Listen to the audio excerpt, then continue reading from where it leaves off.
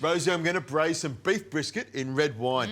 Now, we need to get it on to start with, and brisket comes from the chest of the beast, and it lends itself really well to low, slow cooking. So grab the pepper mill over there, and I'm going to grab the salt. We'll put some salt on there. So obviously gone grass-fed and everything like that? Always grass-fed, Australian beef. Really, really important. A good sprinkle of salt on the top there because we need to make sure it's seasoned really well. Salt loves meat, meat loves salt. You know they go together so well. You can see it's a lovely big piece of meat. Lots of little bits of fat in there which gives it moisture, and I put it skin side down. You want to sear it and render some of that fat, and by putting it upside down like that, it allows us time and exposes the bottom of it so we can season it up. Now the brisket does a lot of work moving the animal around, so it is quite a tough piece of meat to eat straight away, but when you cook it low and slow, it becomes moist, gelatinous, tasty, and just falls apart. Grab that pepper mill, Rosie. Look at you need to get some pepper on here. Do we need oil or anything like that? You've got a non-stick pan there, but... Now, I've got a really good heavy base pan, and I know the thermos spot, when it's solid red, I know it's ready. When it starts rendering down, now I'll add the extra virgin olive oil. Nice. I find it's a lot safer and a lot easier to add the oil just as it starts to cook, and that way it becomes nice. See that sizzle? That's what you want, that nice sizzle. Without that mad spitting, don't you? Exactly, exactly. Now, what you need to do to get this browning up nicely is turn it over like that. And you can see it browns up really quickly. That is real fast, and that's because we've got a really good heavy base and it holds the heat, which is something that is really important. And actually, see all that smoke coming off it? It's great as well. You can get a lid to pop it on top as well. Now, I've got some mushrooms over there. Cut them in half. Celery, cut it all the way down the middle and give me some nice big chunks of it. I've got some bacon, one of my favourite ingredients. Bacon's great to cook with, nice and slow, because it gives off a really smoky flavour. And bacon's like the duct tape of the kitchen. It makes everything taste good, you know what I mean? Now, I'll just pop that aside there. And the carrots, what I'll do with these babies here is just cut them on an angle like this, and I'll just turn it like that, so the carrots get a little bit of shape on them. You know, all the way down like that, and get a little bit of a sharp edge on it. The duct tape of the garden. Exactly, the duct tape of the garden. Now turn that over like that. Look at that, browning up beautifully. Lovely. That's what you want. That brown caramelisation. That's what gives it a flavour. Now the bacon, I'm just going to throw into the pan here because I want that to caramelise as well. And thyme, we love thyme. Oh, it goes beautiful with red wine, doesn't it? Thyme and red wine together. Absolutely gorgeous. Can you imagine when I do add the red wine to this, you're going to get that real smell to it. Now, I'll just turn this piece of meat over here. Now, what I like to do when I'm braising like this, I'll have two pans on. This is the pan I'm going to actually braise in. So what I'll do is put some olive oil straight in there, and this is going to be quite hot. And we're going to sweat all the vegetables off together.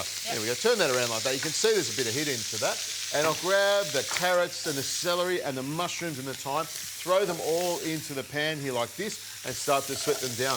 Sometimes I'll just sweat them nice and gently with a bit of butter, but I'm going to get this going really, really hot, so I want it to go really nicely.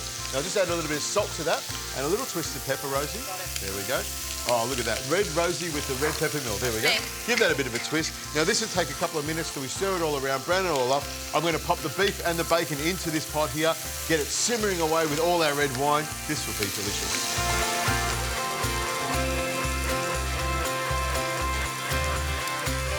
Now, Rosie, you can see my bacon is caramelised beautifully and the beef has gone beautiful golden brown on the outside of it. Now, my veggies are softened up beautifully, and I'll just grab these 4 pieces in here, snuggle them into the pan here, and then pour the bacon over the top there like that. It's starting to sizzle now, and this is what you want to do to bring it all together. Now, Rosie, I'm going to add the Cabernet here. I've got about 500 mils of Cabernet because this is all about the red wine. I've also got some red wine vinegar, and that's a great thing to give it just a little bit of sharpness. About 1/4 cup of red wine vinegar, some tomato passata to make it nice and saucy, and it'll help to thicken it up a little bit, and of course some bone broth because we need some good flavour in here. The more flavour you add to a braised beef like this, the tastier it's going to be. So in it goes. Pure pot of comfort food, isn't it, right there? It is, exactly what it is. Warm home cooking. Now, Rosie, this is quite hot already, so what I'll do is put this into the oven. And all I need to do is pop the lid onto the top here, which helps to keep it nice and moist. There's a little hole here to let out the steam. Now, this will go into a preheated oven, 160 degrees Celsius. I know it'll take 2 hours to cook. It'll reduce down a little bit. Everything will come together beautifully. And the best way to tell if the beef is cooked, pick it up with a pair of tongs or a fork, give it a bit of a poke, and when it wants to fall apart, you know it's cooked and ready to go. So, Rosie, I'm going to get you to open the oven, and I'm going to slide this in. Grab the handles by both sides like this, nice and safe, and in you go. Rosie, to go with my chuck that's braised in the oven, I'm going to do some polenta. Now, polenta is something that's really important to me. We used to call it nonna's cake. This was my grandfather, comes from the north of Italy, and this is what he would eat. What he would start with is some onion and garlic that he would sweat off in a little bit of butter, add some stock or water to it, and then when it's at the boil like this, you grab the polenta and whisk it and rein it in like this, nice and slowly as you're whisking it, and that'll stop any lumps from forming. There we go. Once you've got it all the way in there, you can start whisking it, and you see it comes together. Now's the time when you take it, pop it onto a really low gas jet, and you want to cook it out. So you stir it around like this, around and around like this, till it starts to thicken up. And when it's finished, we'll put a big knob of butter in here and some fresh herbs.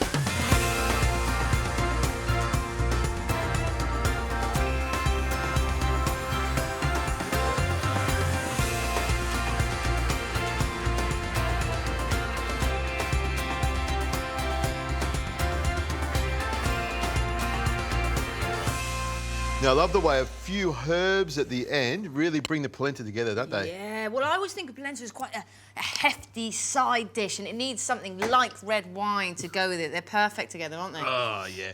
Now, Rosie, I like to make a little hole in the centre like that because all the sauce, all the juices have to sit in the middle. So I'll come across here. A moat of polenta. Oh, it is, exactly. And I'll just bring out a nice big piece like that and make sure I get some veggies and some bits of bacon in there as well. Yeah. And sauce. You need plenty of sauce because that's what the polenta's for. It's there to soak up all those beautiful juices and sauce and red wine. Look at this is your kind of dish, isn't it? You like to cook this kind of food. This is real winter food. It's really stodgy, it's really heavy, but it fills you up. Now, Rosie, I want to show you the meat, how tender that is.